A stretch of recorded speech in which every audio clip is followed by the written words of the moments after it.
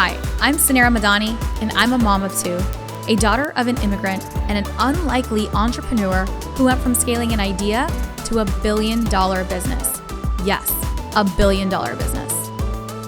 Along the way, I learned that less than 2% of female founders ever hit 1 million in revenue, and I became obsessed on a mission to change that. I believe that there is so much gatekeeping in business knowledge, and that we as female entrepreneurs should be learning from other female founders and leaders who have broken the statistics.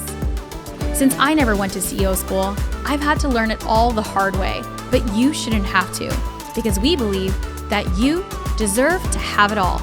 And honestly, nothing bad happens when women make more money. Grab a seat because class is officially in session. Welcome to CEO School. Hi everyone, welcome to CEO School. I'm your host, Suneera, and today I have a women's expert is what I'm going to call her. All things women empowerment, women growth, women career and strategist. Christie Hunter Arscott is an award-winning advisor, speaker, and author. She is the author of a book called Begin Boldly, How Women Can Reimagine Risk. So she's a risk expert, embrace uncertainty, and launch a brilliant career. And she's going to talk about how we can harness the power of intentional risk-taking to create more dynamic and vibrant careers for ourselves in our business experiences, and truly just how we can utilize that to our advantage. And that's not something that I think about when I think about women is risk taking. So I'm really excited to deep dive into this topic because I personally have struggled with taking risk. And once I've taken the risks, they've paid massive dividends, but it's taking that first step that's so hard. So Christie, welcome to the show. I'm so excited to have this dialogue with you on all things risk and being bold. Amazing. Thank you so much for having me. I'm absolutely thrilled to be here. And I hope by the end of today, you walk away feeling even more excited about taking risks in your own career. It seems like you have taken so many and are inspiring your audience to do the same. And then be really able to take that forward as you continue discussions on this podcast. Oh, I've gotten definitely more comfortable on taking risk. And I don't know if that initial, there's still fear around it, but I will say that I guess I've gotten some reward from taking risk now. So I feel like, okay, if I want to go big, I have to, when there's fear, now I know that I shouldn't run from it. There's probably something there that I need to maybe lean in towards. And I think that's been the change of when I think about the first pieces of risk that I took. But I've always been around risk takers. I've always been around entrepreneurs. So risk was something that was always around me. And so I almost shied away from taking risk because of that. I came from entrepreneurial parents and just moved a lot, 10 different schools in 12 years. And all I wanted to do was to be a dentist and have like a 401k and safety, and like did not want to take any risk. And here I am. I've taken a lot of risk. So I don't know what happened in between. But you just said something absolutely amazing, which is you said like initially you felt fear and it was something you kind of shied away from. And then what you're saying is now you use fear as a signal or cue and you're kind of leaning into it because you know that there could be reward on the other side. And I think that's so powerful. So I was thinking about this the other day and I was like in a store and it said, there was that quote up on the wall, like, what would you do if you weren't afraid?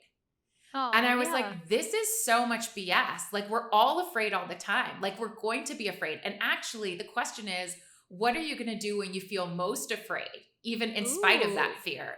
And so I also think this whole concept of women being fearless is absolutely like another thing that just bothers me because I'm like, we're always going to have fear.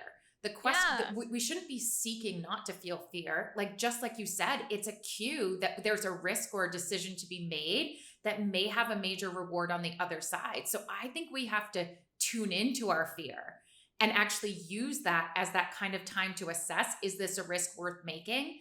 But then have the tools to actually not get rid of that fear, but move forward despite the fact that we're feeling it. Oh my God, I love it. At first, when you were like, said the quote, I was like, oh yeah, what would I do if I wasn't afraid? And then you tell me, you're like, well, we were supposed to be. And I'm like, yeah, we're supposed to be afraid. And it's so true. Yeah. We're taught to be fearless.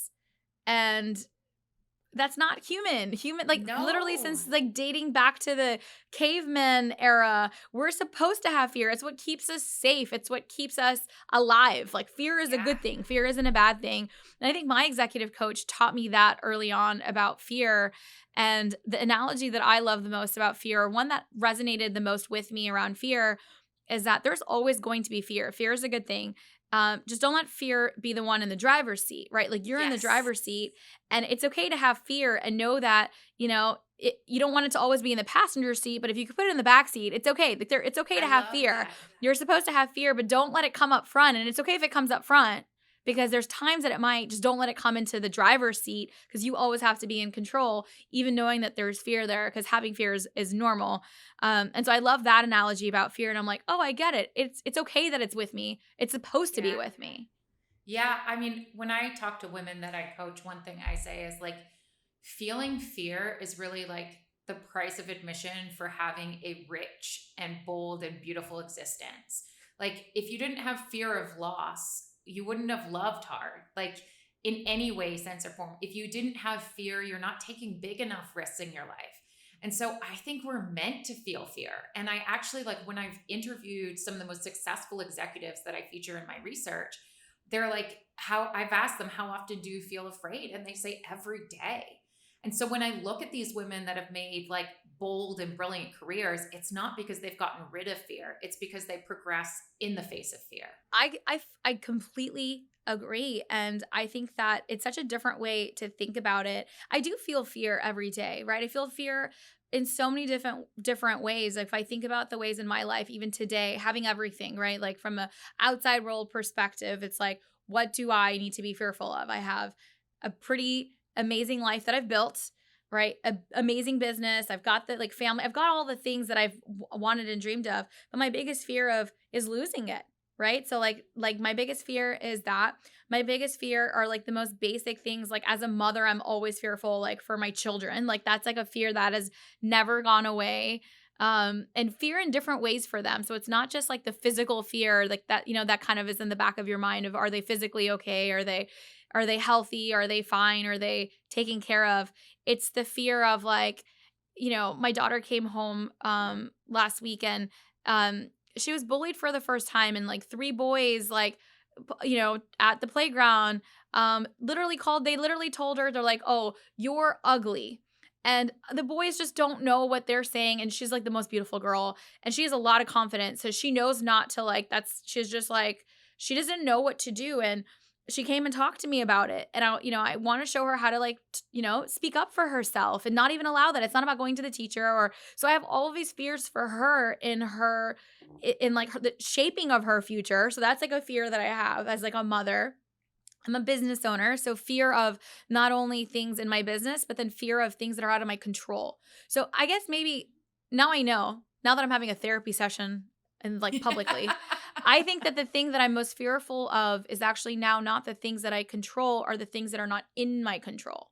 So I think that's where my fear comes most. It's like when I think about my business, I'm not fearful anymore. I know I'm in the driver's seat. I know what to control. I'm fearful of the unknown factor, of the markets, of things that like of a security breach or things that I don't control. For my kids, it's not necessarily about things that I'm in control over. It's things that I'm not in control over. So that's where my fear comes from.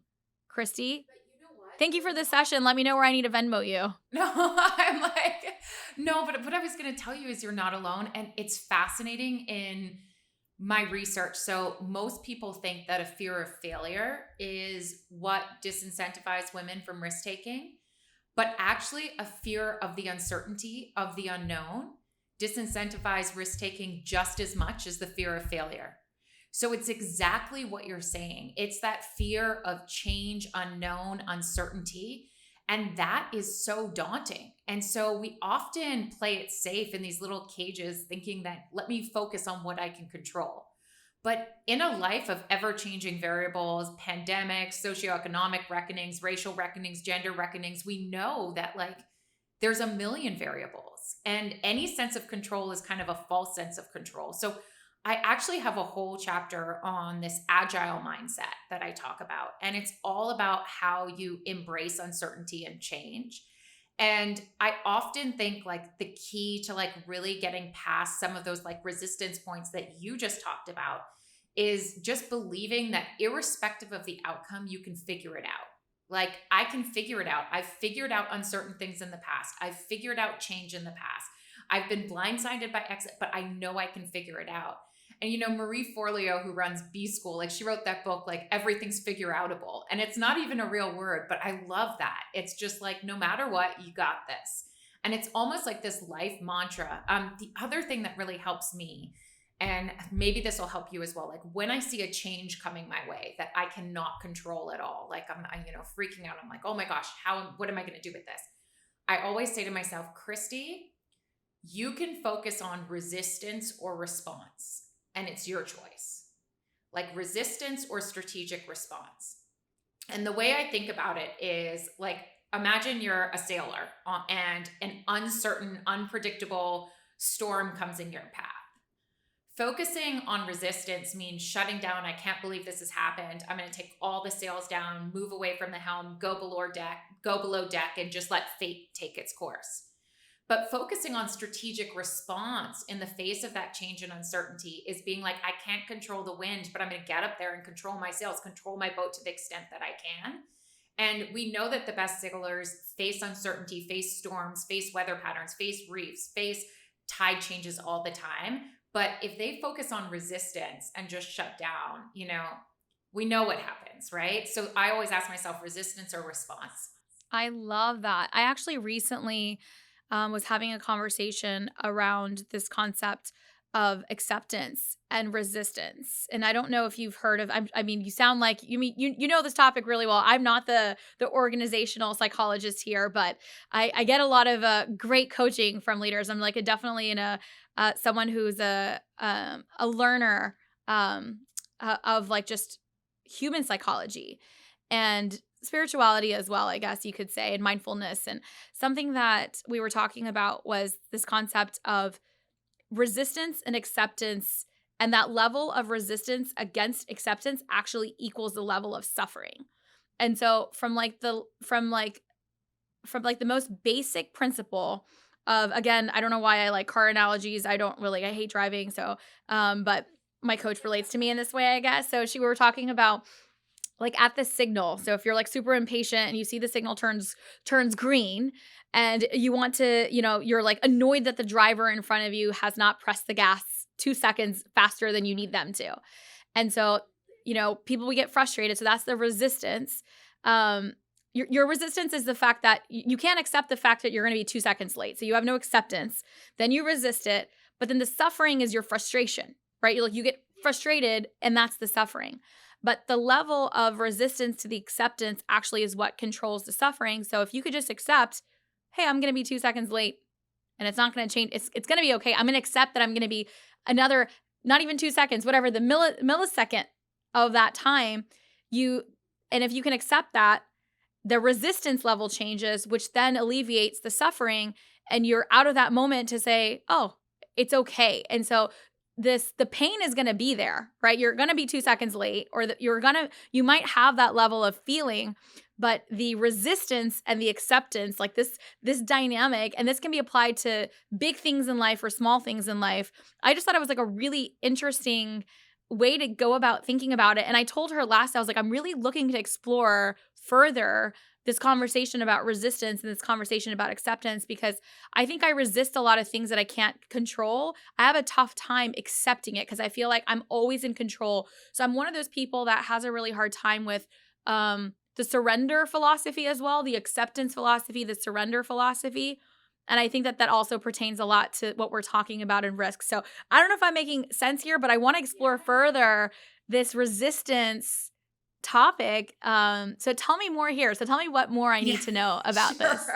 So I've actually used this, like it's applicable, of course, not just in your career, but in your personal life as well, like you're saying. And I always say, like, one thing that's not productive is to fight a feeling, right? Like if you feel anger or feel sadness or feel frustration, like you are like, a feeling is a feeling. That's it. Like it's not you. And it's like the difference between saying like, I'm an anxious person versus I'm feeling anxious. It's like the external. So we one need to not describe ourselves in that all-encompassing terms. It is separate and apart. But the second thing is just because we feel a feeling, we are then in control of how that manifests, right? So I'm always like, if someone's angry, they have a choice in terms of how they show that anger, right? So I'm always like, you can sit with a feeling, but how you show that can be different. So exactly like your point, like if you feel some level of frustration, you can either let it escalate and be banging and be what, or you can be like, I feel the frustration, but I got this. And it's almost like this trick I use with my clients around their inner critic. Like you have a response. So for instance, I'll give you an example. What studies have shown with your inner critic is you cannot silence it. Okay. So I used to ask people, like, do you think you can silence your inner critic or ignore it? And people be like, yes, yes, yes. And I'm like, actually, a lot of studies have shown you have to acknowledge that it's there, just like a negative feeling, just like a frustration and anger, but have a retort back to it. So for so long, like I shared this with some students I was coaching the other day, is like my login for my computer was like, I got this, like 2021, and it was like, because it was a difficult year, it was like I had to tell myself that every single time I logged into my computer. And before I get up and speak in front of thousands of people, when I feel nervous, I'm like, I hear you when I hear that little voice, but I got this. And if you find out, like I just worked with this group and I got them all to say, like, what is it, your phrase that's meaningful to you that you're going to say back to your inner critic? And some students at like the age of 17 were like, I hear you, but I have bigger dreams and I'm not going to let you squash them. Or I hear you, but I know I deserve better.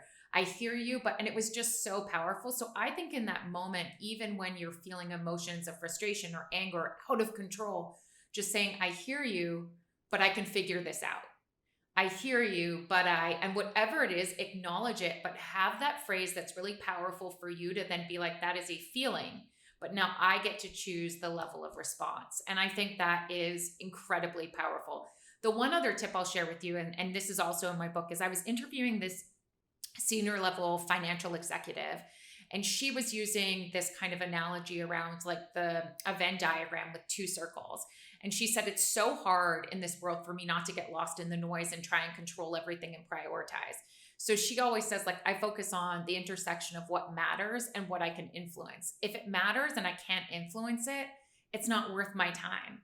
If I can influence it, but it doesn't matter, why am I investing in that?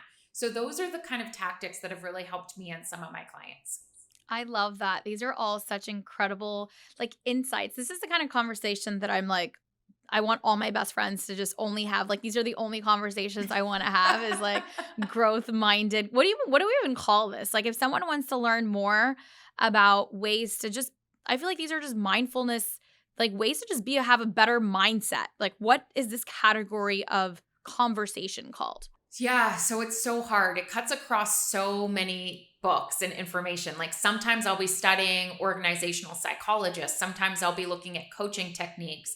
Sometimes I'll be looking at work on mindset, right? And growth mindset. Some of the work of Carol Dweck that dates back to the 1980s. And she did some amazing work around, it's really the foundational work around growth or fixed mindset and how we work with girls and young women around this. So there's honestly so many different areas. If someone picks up my book, I mean, there's all of the sources that I pulled from are in the back, and there's a lot of amazing research coming out of Harvard. There's some amazing researchers at Michigan and other locations. And it's really neat to see kind of the reactions and how they've tested these scenarios with different people. I love it. And that's what's so fun. I learned about, I guess, more of the growth philosophy, just got more interested through an organizational psychologist. I've always been interested in psychology and just the human mind and human design and human, just how we are as people. And I've always known that business is personal. And that was something I've always fought as a CEO, and just kind of part of my journey and where I am today is just that fight of like that business is personal. And I've always had an organization. I've always had a personal coach. I've always had a business coach. I've always brought in an organizational psychologist. My investors literally early on were like, you're spending what on what before you even had investment? I'm like, this stuff is really important. And so my my like love of this type of learning as like where that comes from, but I'm always looking to add more to it. And I love that you are a researcher in this category. How did you become a researcher? Tell me a little bit about Begin Boldly. Tell me about the book. How did this whole process get started? Would love to hear about your journey, especially also a little bit more about the book as well. Yeah, of course. So, a little bit of background. I mean, someone asked me on a recent podcast when my interest in kind of women and gender issues arose. And I had to tell them that, like, when I was asked this maybe like 5 years ago, I couldn't even think back. Sometimes you see these breadcrumbs like leading to your destiny, but you have to go back to figure out where it started. And I was around the age of 11, and my drama teacher pulled me aside and said, "Will you try out for our public speaking class, our public speaking, group?" And I said, "Okay, I will." And so she said, "Go home and prepare a 3-minute speech." And other people the next day got up and presented on like their vacation to France, their favorite foods. I mean, we were 11 years old, their favorite sport.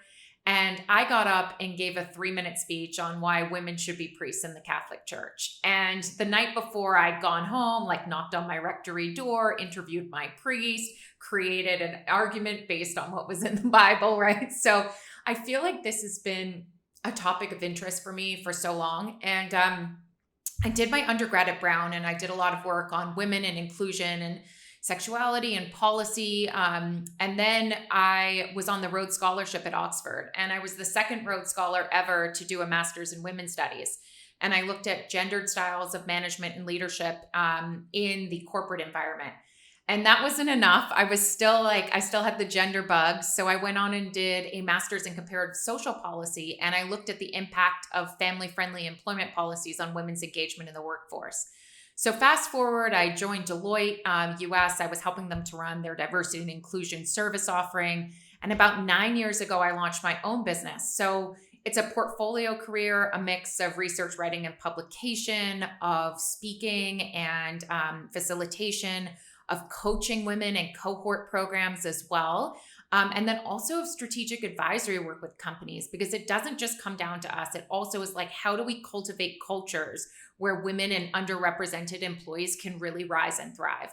So those are kind of the areas in which I'm in. Going back to the book though. So what I found working in this space was so many programs targeted at women and so many like coaching, like you said. They were focused at women at senior management levels, and it was too little too late. Like I was seeing women enter the workforce and lose aspiration and confidence by year 2 on the job, not have enough role models, be grappling with male dominated cultures. And I was like, there's this huge gap in the first 10 to 15 years of people's careers. And I really wanted to create a toolkit to help, like almost like a course curriculum, a coach in a book, right? To help women navigate those periods. So if we solve some of the gap that we see early, I think, and have a bigger base, I think we're going to solve a lot of the issues further up. Right now, it's too little too late. Too little too late. I don't want to hear that. What do you think the next kind of decade holds for the women's empowerment movement? I mean, there's a lot of dialogue happening.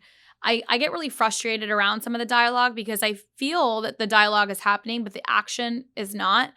And I'd love to hear your perspective on what you feel is like what the next 10 years needs to look like, and what are the actions associated with the dialogue that needs to take place in corporations and companies you're working with, or just what you see as a as a women's researcher. Like you are truly at the helm of this. So what do you see for the next 10 years? What needs to happen?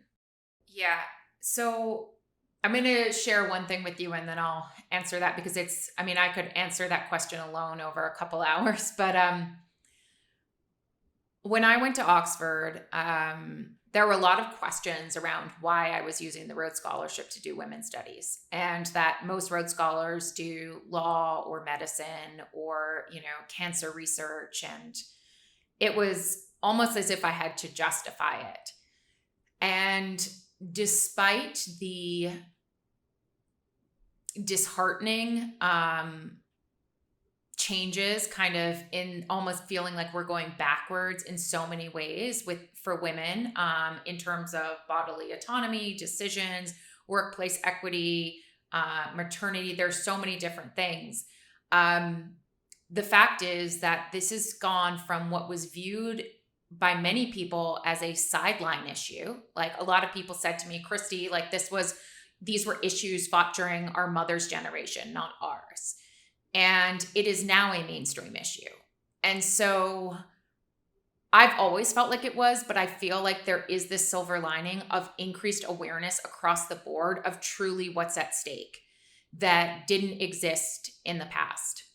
And so I think that what we are going to see in the women's movement is an uprising that we have never seen before, at least within our lifetimes, around these issues. Not since kind of if you look back to the 1960s, I think we're going to see there's a broad base of people trying to exert their rights beyond corporate spheres.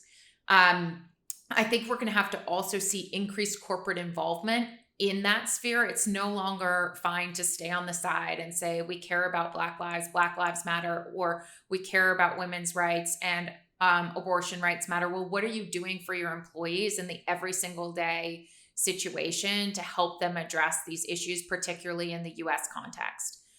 In terms of what organizations can do overall, we're going to see increased accountability. Like you're right. Sometimes it's a lot of smoke and mirrors.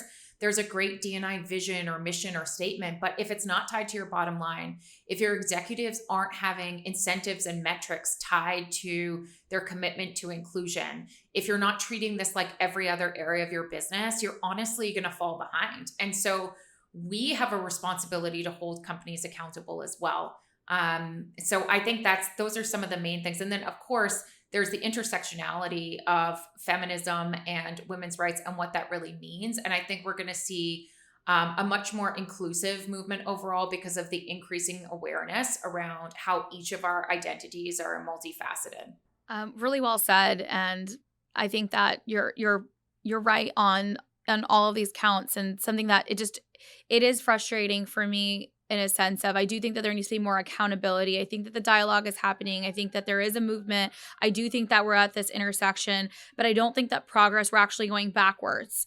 And over the last 3 years, we've really seen that. And so there's so much work still left to be done. I think that one of my friends is has a wine company that's a women's empowerment wine company.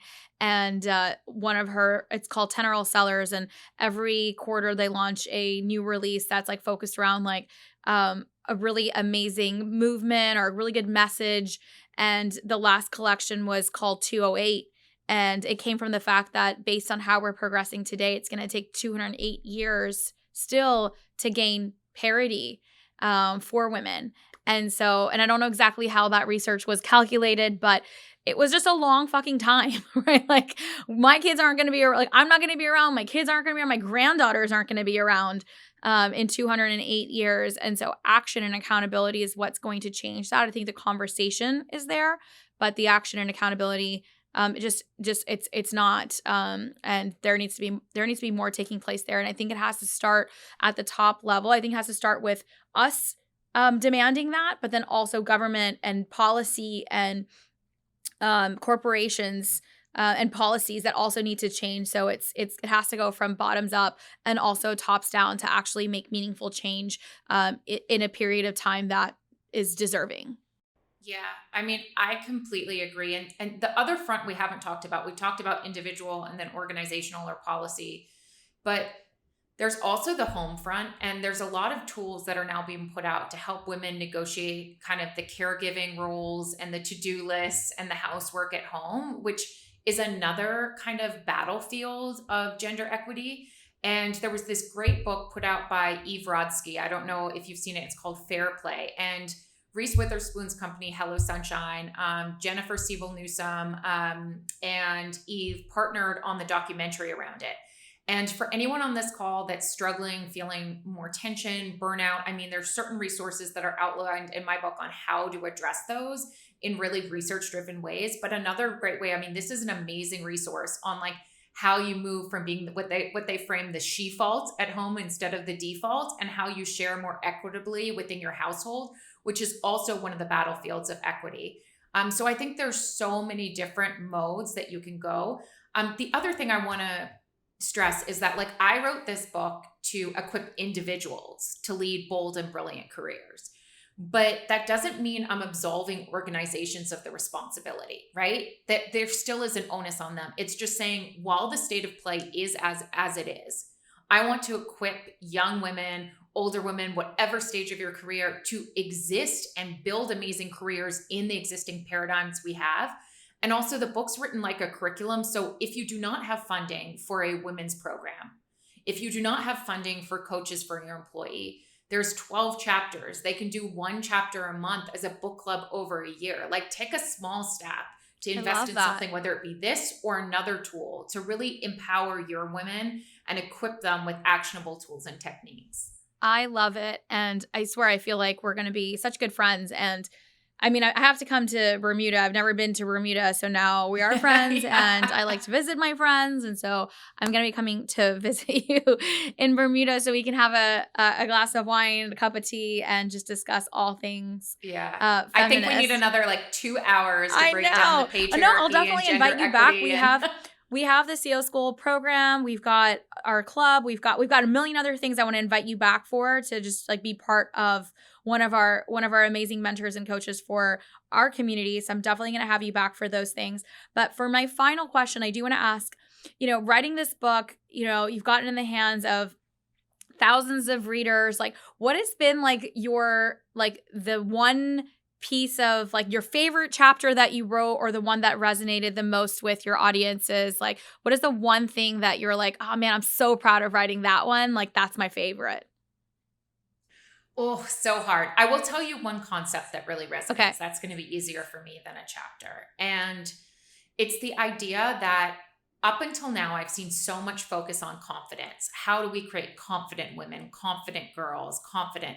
And what I've realized, though, interviewing the most successful women leaders in the world, like I interviewed Lena Nair, who's now the CEO of Chanel, was the CHRO of Unilever Global. And she and all these other women, it was so interesting. They showed up, but they didn't always show up in these amazingly confidently ways. They showed up courageously. And so when I interviewed other women, they would come in and they'd be like, why are you interviewing me? I don't mind if you edit out some of my comments. And I'm like, gosh, these women are so successful, but confidence is not a prerequisite for success. So what is, and why are we focusing so much on confidence? And what I realized through my research was we need to stop focusing on confidence and focus on courage instead. So instead of saying to your daughter, I want you to be confident before you make this bold move, say, no, I want you to be courageous in the absence of confidence. And confidence will be a byproduct or output. But ask everyone, whether you're a CEO, whatever company industry you're in, whether you're mentoring, just say, do not wait to feel confident, because you'll be waiting forever. If I waited to feel confident to speak in front of people or launch my career, I would never get anything done. I'm sure you probably feel the same. Yes. But we've probably been courageous in the face of self-doubt, and that's the key. So I would love to move the discussion. If anyone walks away, stop talking about confidence. Let's focus on being courageous, even when we feel the least confident. Mic drop. Courage over confidence. That is it. This was the perfect ending to this. There's so much more of a conversation to be had. Christie, thank you so much for all your beautiful knowledge and wisdom. How can we support you? Where can we get a copy of the book? I want a signed copy of this book, by the way. So I'm going to have to come to Bermuda for wine and a longer conversation. Yes, I will. I'm going to be emailing you right after this. But how can everyone have access to this? Where can we find you? Where can we learn more from you? Okay, no problem. So it's on Amazon or at your favorite book retailers, whether it's Barnes and Noble.